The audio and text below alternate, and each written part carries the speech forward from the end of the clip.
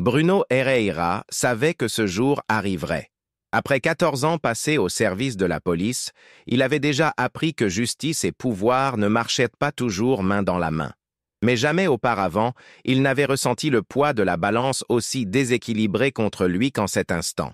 Alors qu'il se dirigeait vers le banc des témoins, son regard parcourut la foule dans la salle d'audience, journalistes murmurant, citoyens attentifs, avocats croisant les bras. Il prit une profonde inspiration, ajustant son uniforme comme s'il revêtait une armure. Ce n'était pas simplement un témoignage de plus, c'était une bataille. De l'autre côté, assise, avec une posture impeccable et un regard perçant, se trouvait la juge Catalina Varela. Bruno avait déjà entendu des histoires à son sujet.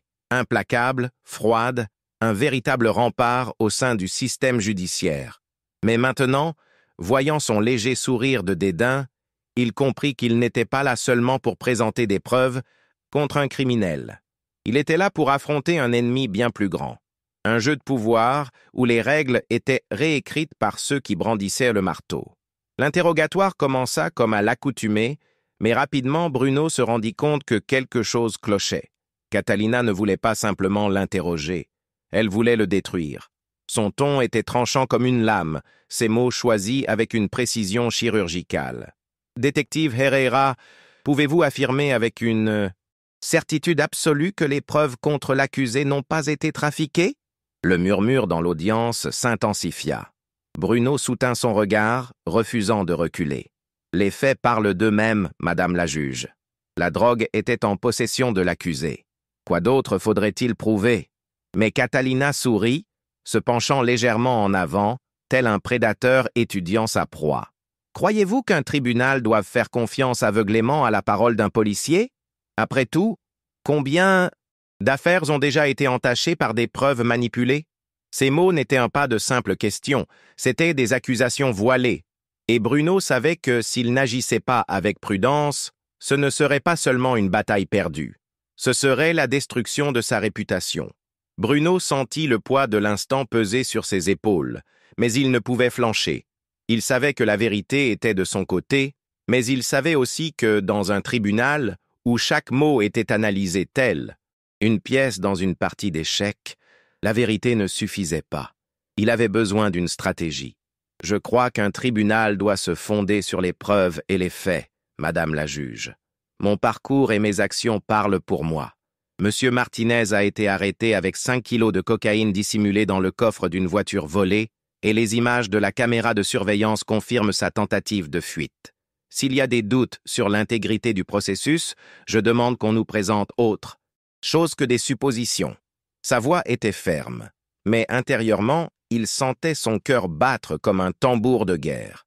Catalina haussa un sourcil, comme si elle savourait la réponse. « Alors vous affirmez que, durant toute votre carrière, vous n'avez jamais vu un collègue en uniforme manipuler des preuves pour obtenir une condamnation ?» Un silence coupant se répandit dans le tribunal.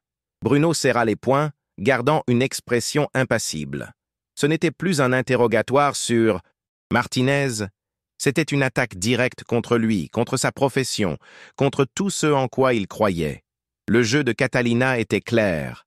Planter la graine du doute, créer des fissures dans la confiance du jury.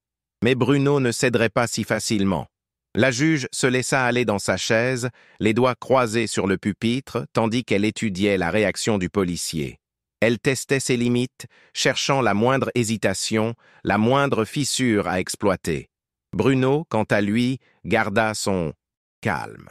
Il savait que la justice qu'il servait dans les rues n'était pas toujours la même que celle qui régnait dans ce tribunal. Depuis le début de sa carrière, il avait appris à gérer les criminels, mais jamais il n'avait imaginé devoir se défendre contre une juge avec sa propre agenda caché. « Madame la juge, mon travail consiste à arrêter les criminels dans le cadre de la loi, pas à juger mes collègues. S'il y a des cas de mauvaise conduite, qu'ils soient investigués. Mais ce tribunal est là, pour juger Martinez, et non la police dans son ensemble. » Son ton était contrôlé, mais portait un poids indéniable. Catalina esquissa un léger sourire, comme si elle s'attendait déjà à cette réponse. « Très bien, détective. Parlons alors de Monsieur Martinez. » Elle fit glisser une feuille sur le comptoir. Bruno reconnut le document avant même de le lire, un rapport disciplinaire concernant un incident survenu 7 ans auparavant lorsqu'il avait été accusé d'avoir agressé un suspect. L'affaire avait été classée faute de preuves, mais il était maintenant là, utilisé contre lui. L'atmosphère dans le tribunal se fit plus lourde. Bruno comprit que le combat ne serait pas seulement de prouver la culpabilité de Martinez, mais aussi de protéger sa propre intégrité. Bruno saisit le rapport d'une main ferme, mais son esprit tournait à toute vitesse. Ce document aurait dû être enterré depuis des années, mais il était là, ressuscité, tel un spectre du passé. Le tribunal attendait sa réaction. Certains jurés échangèrent des regards, captant la tension dans l'air. « Cette affaire a été classée. Il n'y a aucune preuve contre moi, » dit-il, maintenant sa voix ferme, mais sans agressivité. Catalina fit lentement tourner un stylo entre ses doigts, comme si elle savourait l'instant. « Ah oui, classé. Mais dites-moi, détective, vous souvenez-vous du nom du suspect impliqué ?» Bruno ferma les yeux un instant, comme s'il cherchait quelque chose dans sa mémoire, mais en réalité, il se préparait à l'embuscade qu'elle tentait de lui tendre. « Javier Núñez », répondit-il avec précision. « Un trafiquant recherché pour homicide à l'époque. Il a résisté à l'arrestation, il y a eu confrontation. J'ai fait ce qui était nécessaire dans le cadre du protocole. » Catalina se pencha légèrement en avant. « Et maintenant, 7 ans plus tard, Javier Núñez apparaît comme témoin de la défense de Martinez, affirmant qu'il a été contraint par vous de confesser un crime qu'il n'a pas commis. » Le choc parcourut la salle. Bruno sentit un froid lui traverser l'estomac, mais il garda une expression inébranlable. L'ennemi avait désormais un visage. Ce n'était pas simplement un jeu politique, c'était une vengeance personnelle. La tension dans le tribunal était presque palpable. Bruno prit une profonde inspiration, se forçant à réfléchir rapidement. Il connaissait bien le jeu de la manipulation. Il avait déjà vu des criminels inventer des mensonges pour échapper à la justice. Mais cette fois, la cible était lui. Alors, Núñez, un homme qui a passé la moitié de sa vie à contourner la loi, est maintenant considéré comme un témoin fiable. Sa voix portait un léger ton d'ironie. Catalina resta impassible. Le tribunal évaluera les témoignages. Mais s'il y a la moindre vérité dans l'accusation, comment ce jury peut-il être sûr que vous n'avez pas fait de même avec Martinez? L'insinuation était lancée. Bruno sentit une vague de colère monter le long de sa colonne vertébrale. Il avait consacré sa vie à protéger cette ville, affrontant trafiquants, assassins, corrompus, et maintenant, un criminel tentait de réécrire son histoire. Il regarda les jurés. Il devait reprendre le contrôle de la narration. Si ce tribunal est prêt à accepter la parole d'un homme comme Núñez, alors je demande aussi qu'on examine les vidéos de ma performance au fil des ans. Les enregistrements montrent exactement qui je suis et comment j'ai toujours agi. Il se tourna vers le ministère public, défiant. Je n'ai pas besoin de mots pour me défendre. Mon parcours parle pour moi. Le murmure dans la salle grandissait. La juge garda son regard fixé sur lui. Mais Bruno remarqua une chose. Pour la première fois, Catalina semblait légèrement mal à l'aise. Bruno savait qu'il marchait sur un terrain miné. Catalina ne s'attendait pas à ce qu'il prenne l'offensive aussi rapidement. Le tribunal avait toujours été un lieu où les mots valaient plus que les actions, mais il était déterminé à inverser cette logique. Son passé était là, accessible à quiconque voulait le voir. Chaque arrestation, chaque enquête réussie, chaque affaire résolue sans l'ombre d'un doute. Si vous souhaitez remettre en question mon intégrité, faites-le avec de véritables preuves et non avec des allégations de criminels qui ont tout à gagner à me condamner. Sa voix était ferme, tranchante. Catalina croisa lentement les bras, comme si elle évaluait le prochain mouvement. Alors, vous suggérez que... Núñez pour favoriser Martinez? Bruno réprima l'envie de rouler des yeux. Je suggère que toute personne ayant le moindre discernement voit qu'il ne fait que protéger son propre héritage dans le milieu criminel. Quelques membres du jury hochèrent discrètement la tête. La graine du doute que Catalina tentait de planter se retournait contre elle. Mais Bruno savait qu'il ne pouvait baisser sa garde. Ce n'était pas simplement une dispute judiciaire, c'était une guerre pour le contrôle de la narration. Catalina réalisa que sa stratégie initiale échouait. Elle devait changer de tactique. Très bien, détective. Mettons de côté Nunez un instant. Sa voix était contrôlée, mais il y avait une pointe de frustration cachée sous la surface. Elle saisit un autre document et le leva légèrement, attirant l'attention du tribunal. « Connaissez-vous ce rapport » Bruno n'eut pas besoin de lever les yeux pour savoir ce que c'était. Le rapport de la commission de discipline concernant sa conduite ces dernières années. Quelque chose qui, autant qu'il sache, ne contenait rien pouvant lui nuire. Mais alors Catalina sourit, et Bruno sut qu'il y avait là quelque chose qu'il n'avait pas prévu. Il semblerait qu'il y ait eu quelques plaintes formelles concernant votre comportement, des plaintes petites, insignifiantes, mais accumulées au fil du temps. Des reproches sur des approches agressives, sur des tactiques d'interrogatoire douteuses. Rien de concret, bien sûr, mais un schéma ne pourrait-il pas révéler la véritable nature d'un homme? Bruno serra les lèvres. Il savait qu'il s'agissait de plaintes de criminels tentant d'affaiblir le système. Mais dans ce tribunal, la perception était tout. Si Catalina parvenait à convaincre le jury qu'il existait un schéma, sa crédibilité serait entamée. Il devait agir rapidement avant que ce nouveau piège ne se referme sur lui. Bruno sentit le poids des mots de Catalina résonner dans la salle d'audience. Il savait que c'était une tactique courante, utiliser de petits incidents du passé pour jeter une ombre immense sur sa réputation. Mais il ne permettrait pas que son nom soit traîné dans la boue sans se battre. Il prit une profonde inspiration, gardant sa posture ferme. « Madame la juge, si vous voulez parler de schémas, analysons les vrais schémas. Chaque année, des milliers de policiers font face à de fausses accusations de la part de criminels cherchant à saper le travail de la loi. Il est facile de pointer du doigt quand on se trouve à l'extérieur sans connaître la réalité de la rue. Il fit un pas subtil en avant, sans enfreindre le protocole. Si vous examinez ces plaintes, vous verrez qu'elles émanent d'individus avec des antécédents criminels, de personnes qui ont résisté à l'arrestation ou qui ont tenté de manipuler le système. Le véritable schéma ici est un autre. Des criminels qui cherchent à délégitimer ceux qui luttent contre eux. Catalina continua de sourire, mais Bruno perçut une légère rigidité dans son expression. Il commençait à changer le cours de la discussion. Cependant, elle ne reculerait pas facilement. Elle savait qu'elle avait encore des cartes en main. La juge ajusta ses lunettes et fit semblant d'examiner les feuilles devant elle. « Intéressant, détective. Mais dites-moi, si c'est si courant que des criminels mentent pour délégitimer la police, pourquoi existe-t-il des cas concrets d'abus commis par des policiers au fil de l'histoire? Serait-il que chaque plainte soit fausse? Ou sommes-nous face à un système où l'impunité protège ceux qui devraient protéger les autres? » Bruno ressentit un léger picotement à la nuque. C'était une question traîtresse, élaborée pour le coincer. S'il niait l'existence d'abus, il paraîtrait complice. S'il l'admettait, il donnerait des munitions à Catalina. Il choisit ses mots avec précaution. « Je ne suis pas naïf, madame la juge.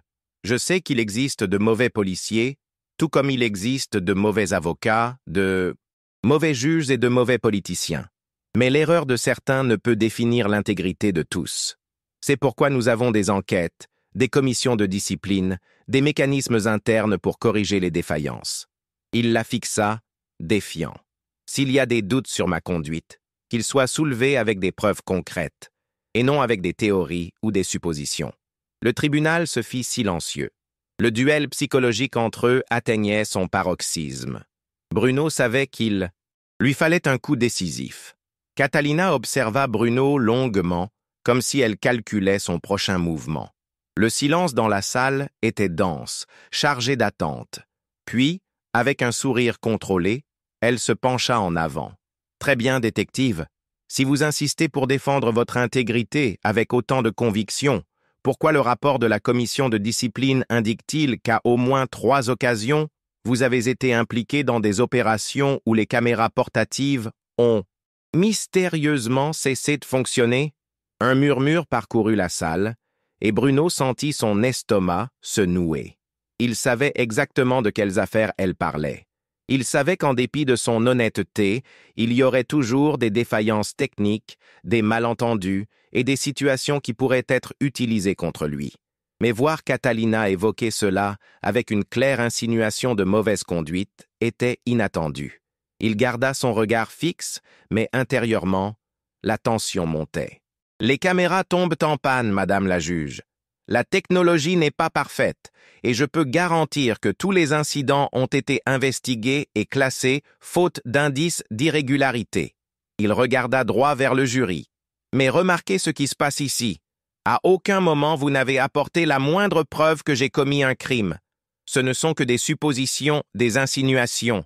Le véritable jugement qui devrait avoir lieu est celui concernant Martinez, et non le mien. » Catalina inclina légèrement la tête, comme si elle analysait sa réponse. « Alors, vous pensez que ce tribunal devrait ignorer des schémas qui indiquent d'éventuels abus, simplement parce qu'il n'existe pas de preuves concrètes ?»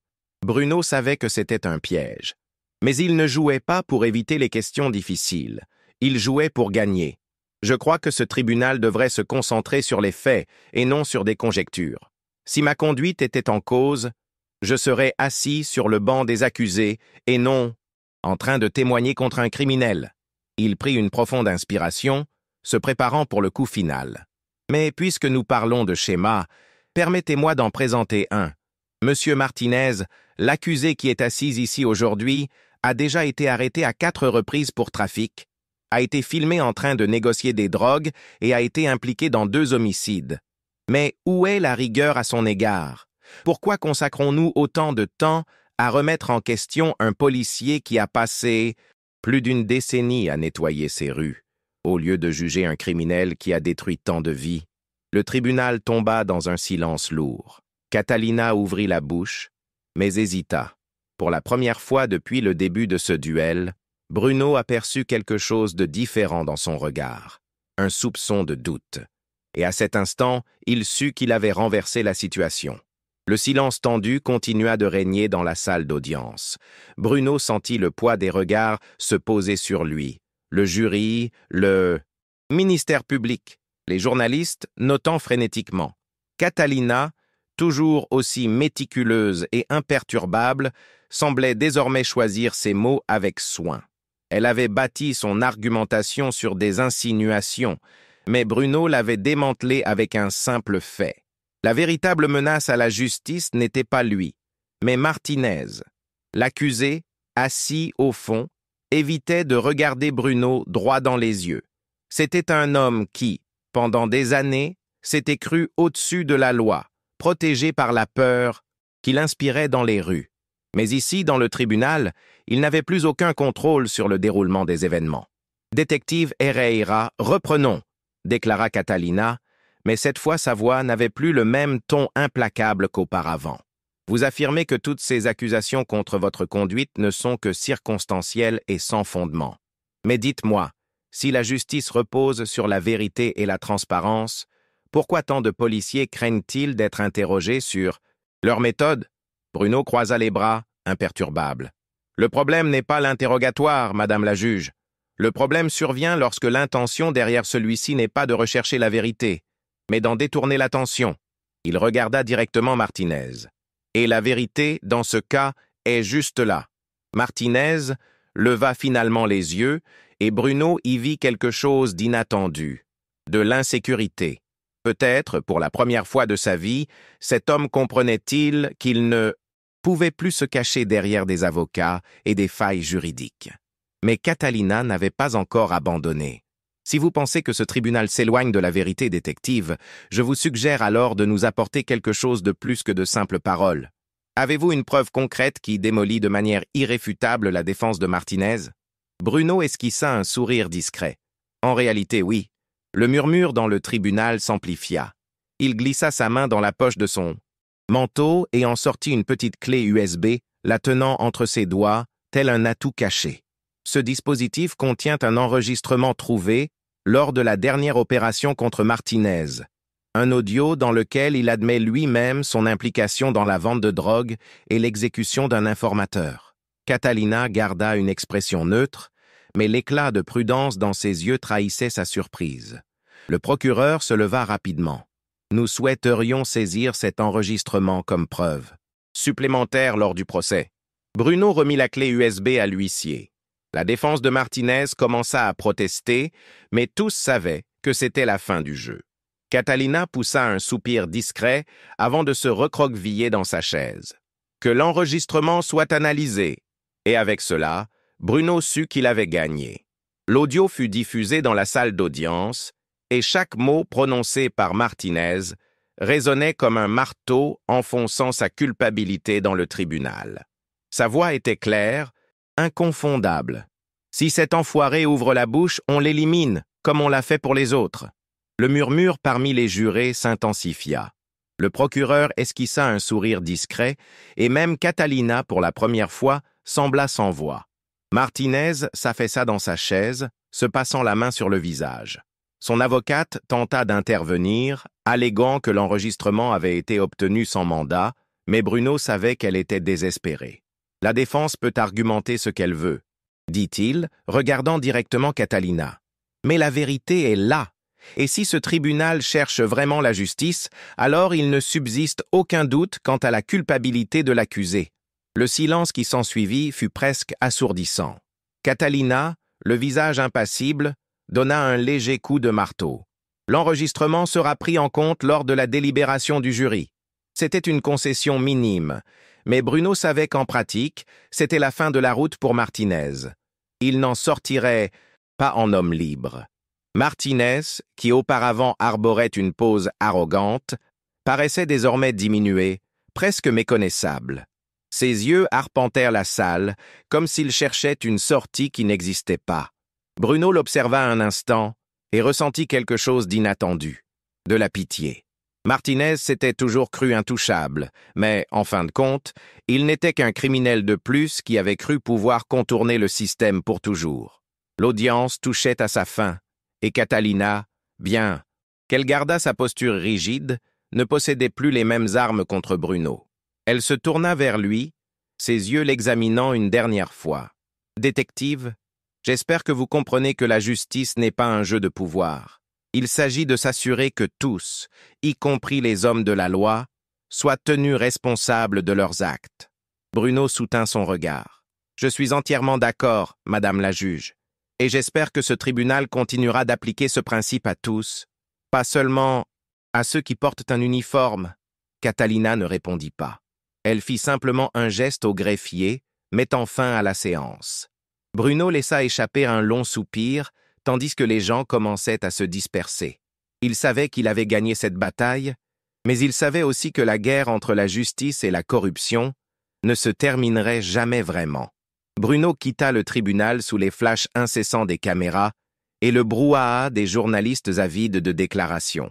Il ignora les micros tendus vers lui et se dirigea droit vers la rue, où l'air frais semblait alléger quelque peu le poids de ce jugement. Il savait que sa victoire ce jour-là ne signifiait pas la fin des défis. La police avait toujours été un champ de bataille entre ceux qui cherchèrent la justice et ceux qui voulaient la manipuler pour leurs propres intérêts. Catalina avait tenté de le démoraliser, mais au final, les faits avaient parlé d'eux-mêmes. Pourtant, Bruno ne ressentait pas une satisfaction totale. Il savait que tant qu'il existerait des hommes comme Martinez et des avocats prêts à déformer la vérité au nom de l'impunité, son combat ne prendrait jamais fin. Mais il n'était pas du genre à abandonner.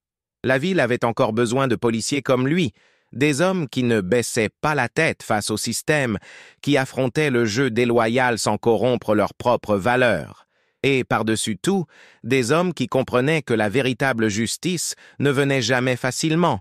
Alors qu'il marchait vers sa voiture, il sentit un regard perçant émaner du trottoir. Catalina se tenait là, debout, l'observant.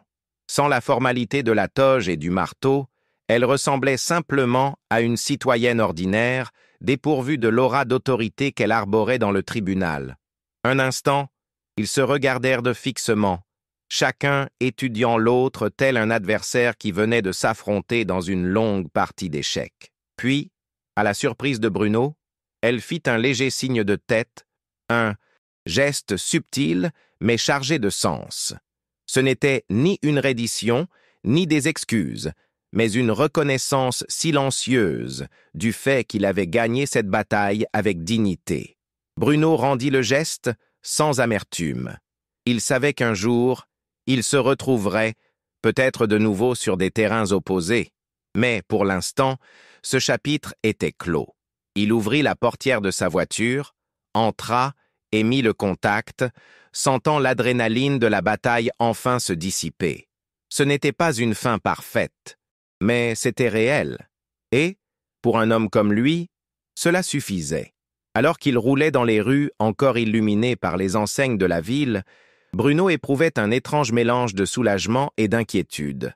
Remporter cette bataille signifiait que son nom restait intact, que son intégrité demeurait préservée. Mais combien d'autres tentatives viendraient? Combien de fois encore devrait-il se défendre, non seulement contre les criminels dans les rues, mais aussi contre ceux qui, confortablement assis dans une salle d'audience, tentaient de discréditer son travail? Il savait que Catalina n'était pas sa véritable ennemie. Au fond, elle représentait une vision de la justice qui, même si elle paraissait parfois implacable, avait un but. Mais ce qui le préoccupait vraiment, c'était que pour chaque Martinez envoyé derrière les barreaux, d'autres surgiraient pour combler le vide. Le crime ne dort jamais. La corruption ne se repose pas. Et la vérité, bien souvent, n'était qu'une pièce dans un jeu bien plus vaste que ne pourrait résoudre aucun procès. Mais Bruno n'était pas du genre à reculer. Il gara sa voiture devant le commissariat et resta là quelques instants, observant le bâtiment usé par le temps, mais toujours debout, tout comme lui. Il sortit son insigne de sa poche et le serra un moment, ressentant le poids de la responsabilité qu'il portait. Il n'était pas parfait, personne ne l'était, mais tant qu'il porterait cet uniforme, il ferait tout ce qui était en son pouvoir pour que des hommes comme Martinez paient pour leurs crimes. Il soupira et sortit de la voiture, traversant les portes du commissariat comme il l'avait fait des centaines de fois auparavant. Il savait que, le lendemain, il y aurait d'autres affaires à résoudre, d'autres questions à répondre, d'autres batailles à mener.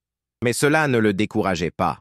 Au contraire, chaque nouveau défi était une opportunité supplémentaire de prouver que, malgré toutes les difficultés, il valait toujours la peine de se battre pour la justice.